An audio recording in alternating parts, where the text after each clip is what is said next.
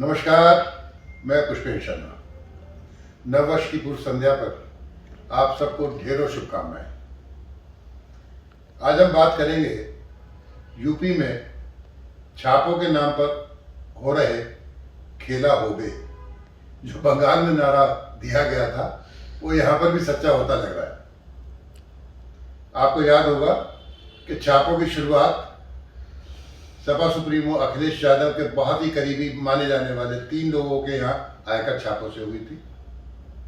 लेकिन पूरे देश में हंगामा तब मचा जब कन्नौज में रहने वाले पीयूष जैन के यहाँ छापा पड़ा और अकूत संपत्ति वहां से निकली।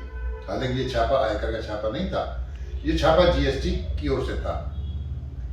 कुल मिला के 250 करोड़ की संपत्ति, जिसमें नकदी, विदेशी मोहर लगा सोना और चंदन का तेल था, तहखानों से, ड्रमों के नीचे से बरामद किया गया। तब ये नारेबाजी और ये जुमलेबाजी होने लगी। स्वयं प्रधानमंत्री नरेंद्र मोदी, गृह मंत्री अमित शाह और मुख्यमंत्री योगी आदित्यनाथ ने कोई मौका नहीं छोड़ा ये कहने का कि गरीबों का पैसा काला धन बन के उनके पास था। और इशारतन वो ये कह रहे थे कि पिछली सरकारों में ऐसा किया गया, यानी कि समाजवादी सरकार पर ये आरोप लगा रहे थे जब वो धन निकल रहा था।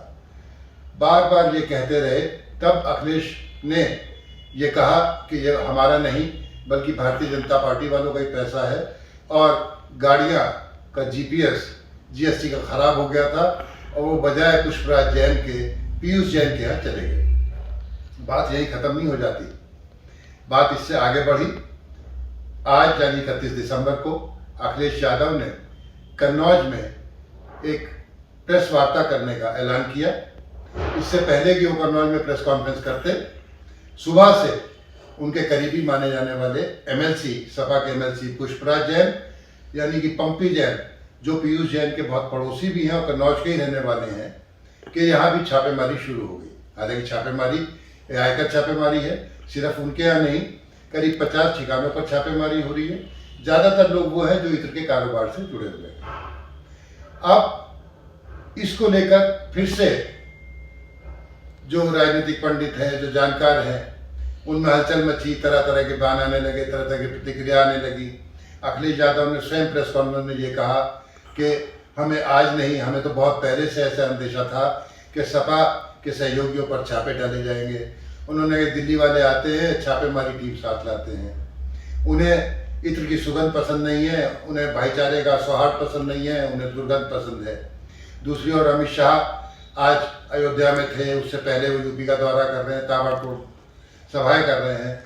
उन्होंने कहा कि पूरे प्रदेश में समाजवादी इत्र की दुर्गंध फैल रही है। अब इन बातों के क्या मायने लगाए जाए? इसके मायने तो बहुत सारे हैं। एक तो सीधा सीधा सा है कि भ्रष्टाचार पर अंकुश और काले धन पर अंकुश। लेकिन अखिलेश कहते हैं कि अगर ये काले धन पर अंकुश है तो उनकी सरकार के बाद आया, और इसका मतलब ये है कि नोटबंदी फेल हो गई। और जीएसटी की चोरी है तो जीएसटी को सरलीकरण कहा गया था, वो भी खराब हो गया। उन्होंने बार बार ये दोहराया कि उन्हें ये पहले से अंदेशा था कि चुनाव से पहले सपा के सहयोगियों पर छापे डाले जाएंगे। और ये बातें अगर उनके परिवार के लोगों से की जाए या उनके निकट सूत्रों से की जाए तो एक और बात मुझे याद आती है जो मैं आप लोगों से साझा करना चाहूँगा। शिवपाल यादव जो उनके चाचा है अखिलेश के, उन्हें क्यों शामिल नहीं किया जा रहा था या क्यों उसकी घोषणा नहीं की जा रही थी, इसके पीछे एक डर भी था। उनका डर ये था कि अगर उसी समय शिवपाल को शामिल कर लिया गया तो गोमती रिवर फ्रंट और न जाने कितने घोटाले और कई चीज़ें खोल दी जाएंगी और शिवपाल जी के बहाने सपा को बदनाम किया जाएगा।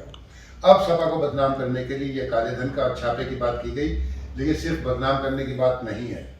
अगर जानकारों की माने तो ये आर्थिक कमर तोड़ने का भी एक काम है।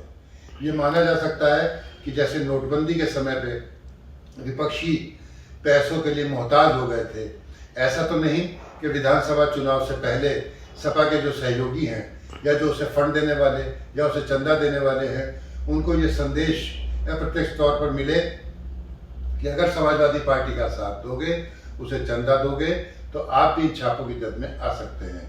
मैं नहीं कहता क्या सच क्या झूठ, कौन सच्चा कौन झूठा, जैसे हमने पहले कहा था कि किसकी दाढ़ी में तिनका, ये हम नहीं कहते। लेकिन जो जानकार है वो सब लोग इस छापों के वक्त पर यानी दोबारा से टाइमिंग पर सवाल उठा रहे हैं। जवाब उत्तर प्रदेश की जनता देगी। विधानसभा चुनाव आने वाले हैं।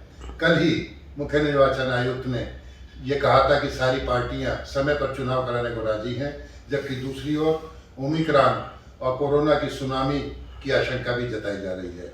भगवान करे सब कुशल रहे, चुनाव आते रहेंगे, जाते रहेंगे। आपकी और हमारी मंगल कामना, अच्छे स्वास्थ्य की कामना के साथ नमस्कार।